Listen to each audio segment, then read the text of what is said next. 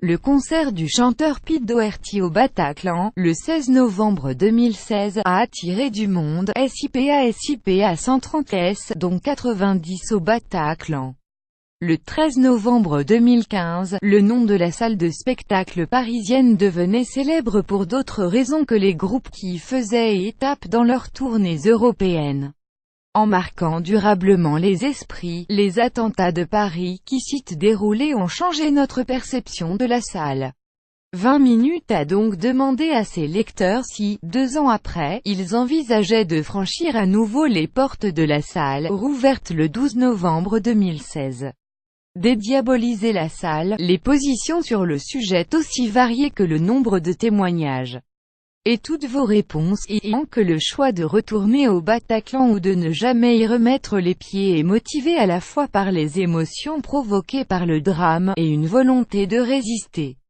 Maud, qui devait aller au concert des Eagles of Death Metal le 13 novembre 2015 et a eu un empêchement de dernière minute, y est retournée, le 22 et le 23 décembre 2016 pour y voir Damien Saez. JY suis allé pour 2 raisons: dédiaboliser la salle qui m'a pris mon fiancé et aussi pour voir cet artiste.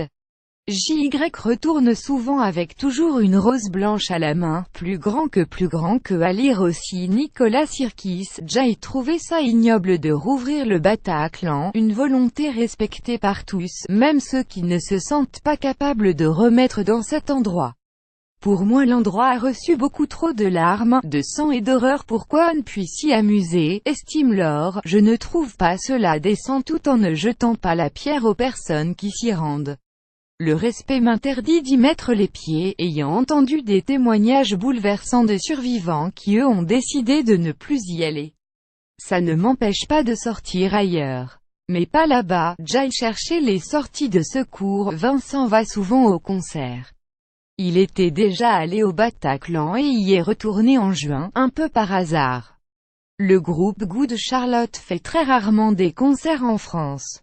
Quand Jay vu qu'il venait pour une date à Paris, Jay prit mon ticket sans faire attention à la salle, raconte le jeune homme de 21 ans. Quand je me suis rendu compte que c'était au Bataclan, ça m'a fait bizarre. En rentrant, Jay cherchait les sorties de secours. Jay essayait de me placer à un endroit qui m'évitait de rester coincé. En même temps, ce retour dans la salle du 11e arrondissement parisien a servi d'exutoire à la peur de Vincent. Après les attentats, j'avais peur à chaque concert. Dès qu'il y avait de la batterie un peu forte, je regardais autour de moi pour vérifier qu'il et n'y avait rien de grave. Depuis que je suis retourné au Bataclan, je n'ai plus ce sentiment. J'ai le sentiment qu'il fallait que JY retourne, ça m'a soulagé, un soulagement qui n'est malheureusement pas encore à la portée de Milly.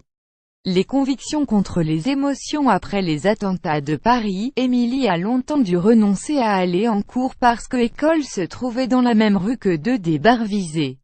En parallèle, la jeune femme de 24 ans était hôtesse en événementiel et évitait à tout prix le Stade de France où elle avait déjà travaillé auparavant, puisque ces lieux déclenchaient des crises d'angoisse.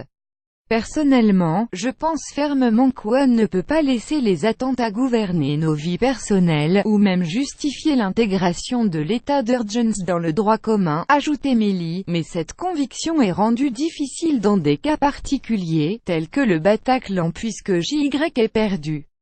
Un très cher ami, j'espère qu'avec le temps mes convictions reprendront le dessus sur mes émotions.